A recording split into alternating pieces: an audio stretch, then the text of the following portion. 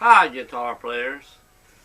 If there was a way, a shortcut that I could show you and teach you how to play the guitar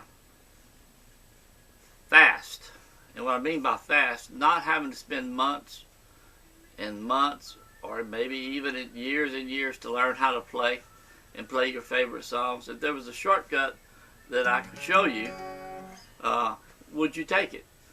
And if your answer to that is yes, then you're at the right place. And I'm really excited to be able to show you this.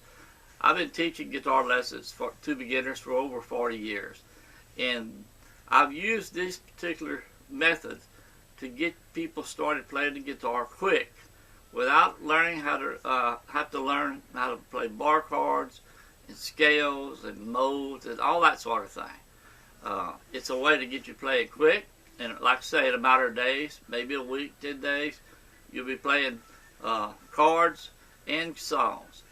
And I'm going to show you 4 unique chords. And these 4 chords are used in thousands and maybe millions of songs. They're very standard chords.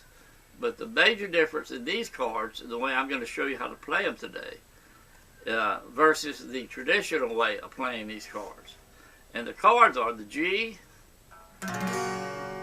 and the E minor, and the C, and the D. Now you might notice there, if you're brand new to the guitar, just starting out, or you've been playing for a while and struggling in making chords sound clear, being able to change from one to the other, this is going to simplify all of that process to where you'll be playing these 4 chords in just a few days and being able to play some of your favorite songs. The whole idea is to get you having fun, because learning guitar is all about having fun. And whether you're doing it for your own enjoyment, or playing for family and friends, or with a group or a little church group, whatever you're wanting to do. If you wanted to learn guitar and learn it quick and be able to play songs, this is the absolute quickest and fastest way. Like I say, it's been proven effective. For over 40 years, I've been using this method. So the G, the E minor, the C, and the D, if you're playing traditionally, this is the one. If you watch my fingers, you see the big movements they're making. G to the E minor, see that big movement? And then C, way, it's spread out. And then D, again. A lot of big movement and a lot of spread between the fingers when you're making these traditionally. Now what I'm going to do is show you the 4 chords made a special way. And we won't be using any of the frets past the 3rd fret. These are the frets. If you're brand new to guitar, these are the frets going down across the neck. We won't be past this 3rd fret. This white piece is not a fret. This is called a nut. This is the 1st fret, 2nd fret, 3rd fret. Okay, so let's get right to it. And I'm gonna move up here a little closer so I can show you the chords in a better way. Okay, a little close up of what we're doing. So here's what we're going to do. To play the G, you're going to put your 1st finger on the 5th string right next to the 2nd fret. Now I say next to it, and what I mean by that is right here next to the fret, not on top of it, right next to it. So 1, 2, right next to it. 2nd finger on the 6th string, right next to the 3rd fret, okay? Now here's the secret to playing these 4 chords and not having to move with a big movement from the G to the E minor, C, D. Okay, you're going to put your ring finger on the 2nd string, 3rd fret. And your little finger right here, 1st string, okay, 3rd fret. The key to it is these 2 fingers at the bottom locked in on the 2 small strings. 1st and 2nd string, 3rd fret. These will stay there. They will not lift up while you play these chords, changing from one to the other. G, minor, C, and D. So here's the G. Just strum it. Okay? Okay? To go to C, instead of playing traditional C, G to C, where you would have to go here to here, you see that big movement? All you have to do, again, these stay locked in. You play in the G. All you have to do is drop the 1st and the 2nd finger down 1 string apiece. Okay? first and second finger down one string each. And there you have it. Okay, the C. Technically, if you want to get technical about it, it's a C add 9. We're going to call it a C. Okay? It's our C. So from the G to the C, simple as that. Instead of the traditional G to the C, which is a big, huge movement, here we got G. Move your first and second finger down one string apiece. These two stay locked in, and there's C. And when you're going to go to E minor, these two stay locked in, and you're going to put your first finger on the fourth and fifth string, second fret. Fourth and fifth string, second fret, right here. Now, if you can't press both those strings down together with one finger, just put your first finger on the fifth string, second fret, and your second finger on the fourth string, second fret. These two still stay locked in. There's E minor. Okay? E minor.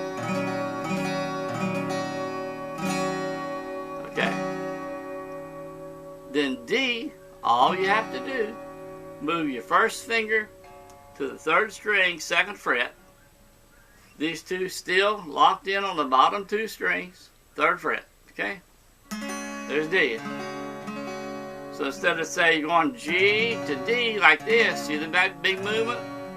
And that's what gets everyone starting out on the guitar messed up.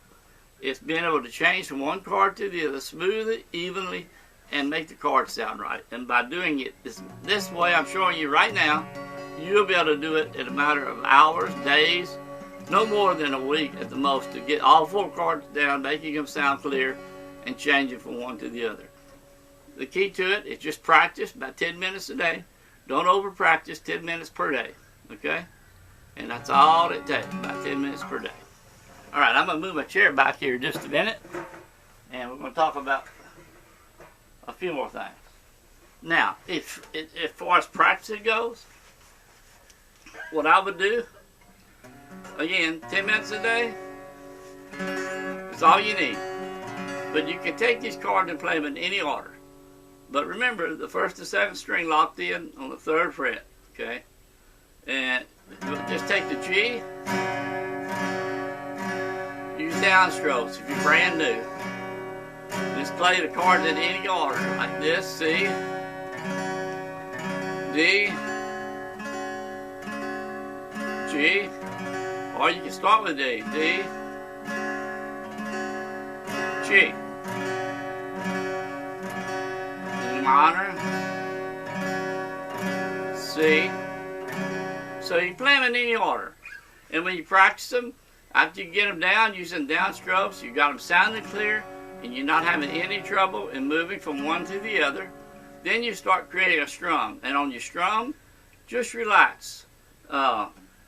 Let your strumming hand relax. Use mostly your wrist. Let it relax, go back and forth. And as far as strumming, think of it as timing. You don't want to have to go through, you'll see a lot of instructors and teachers and people playing guitar tell you, you have to go down, down, up, down, down, up, down, etc.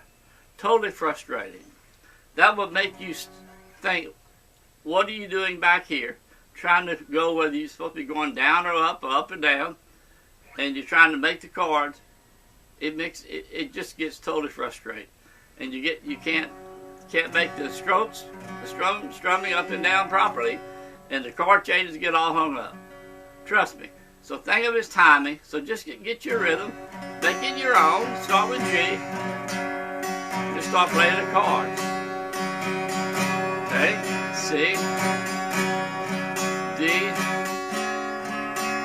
G,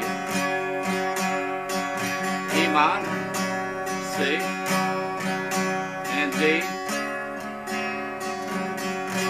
Okay, that's all there is to it.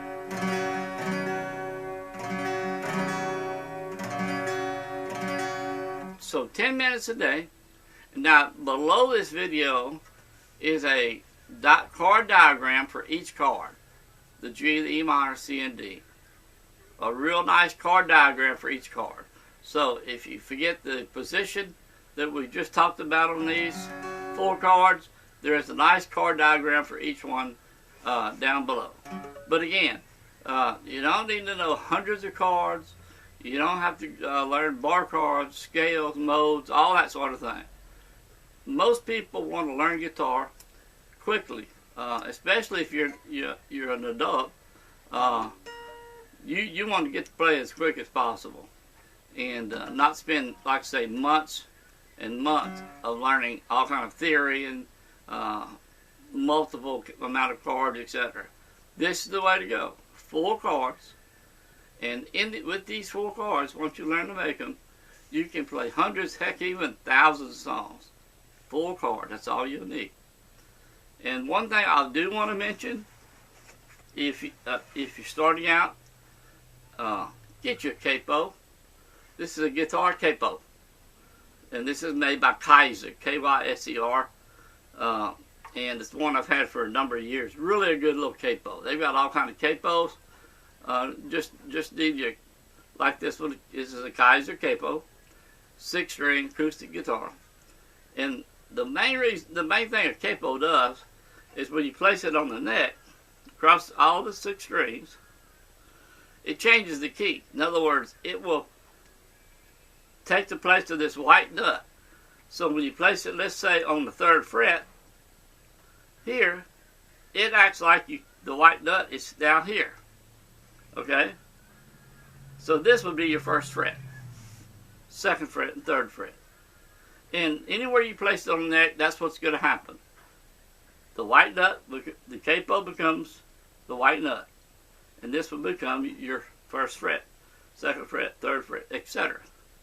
Now, the real reason for a capo, the main reason, is where you can change keys. If you have someone playing in a different key or a singer singing in a different key and you don't know the chords to that key, you want to keep on playing the chords you know, the capo allows you to do that without having to learn new chords and playing chords you don't know or want to play. And it changes the key. But for a beginner, someone starting out, hardly any instructor talks about this. And it is absolutely something that any beginner needs to have. What it does 2 things. When you clamp it on the neck, first thing it does is it lowers the strings, makes the strings get closer to the fretboard. And what that does, it makes it much easier to press the strings down. Okay, so you would still play the chord the same. This is the 1st fret, this is the 2nd fret, and the 3rd fret. And you still play the G right here, starting on the 2nd fret. Okay, still play the E minor here, just like that. But it makes the touch, the feel of pressing the strings down so much easier. Okay? First thing it does. The second thing it does, okay, if you notice as you go down the neck, starting way back here at 1st fret, as you progress down the neck, the distance between the frets starts getting a little closer, and it just gets pretty close as it gets down here where it attaches to the body. That's the second thing capo does. If you're having trouble with the standard C up here, play it up here. When you play it here, or wherever you have the capo, wherever that might be, okay, what it does, it reduces the distance between your fingers for each note. So your fingers are not spread out as much, okay? They're not spread out, they're closer. Because the frets are closer, so you're not having to reach for each note within each chord. So it makes it easier to press down, and it closes the distance between note to note within the chords. Absolutely a game changer for someone starting out, or even if you're an intermediate player. If you've never used the capo, get you one. You can get them online. Amazon has them. I think they're about $18, $20 for one like this, but they're different prices. But make sure you get a decent quality one that really works. The Kaiser, I've been using it, like I say, for many, many years, and it works great. But again, it softens the touch, and it closes the distance between your notes within the chord. And again, of course, you're going to change. It's changing the key as you put it on. The higher up you go in the neck, the higher up the key is. Okay, the sound. you play the chord the same way.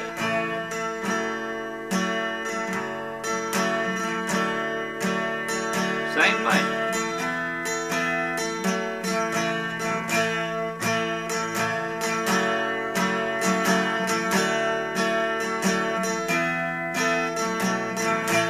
And like I say, 10 minutes a day. Just a couple little tips. Keep your fingernails short on the carding hand. This allows your fingers to allow the tip of the fingers, this is where you need to press down, press the string straight down with the tip. And with the fingernails cut short, you won't have any trouble with the fingernail keeping your finger from being able to press straight down. Your tip of your finger being able to press straight down to the string to the fretboard. Because that's where the rattle comes into a lot of times. The dead note, the rattle, is you're not getting enough pressure on it. And when you get pressure, of course, it clears up. Again, I hope you've enjoyed this lesson. If you will concentrate 10 minutes per day, learn these 4 chords. Learn how to play them, make them sound right first. Okay? Learn how to make them sound correctly. Clear. Okay? Okay, just like that. Clear. That's what you want to sound. And then use downstrokes to strum from one to the another. Practice.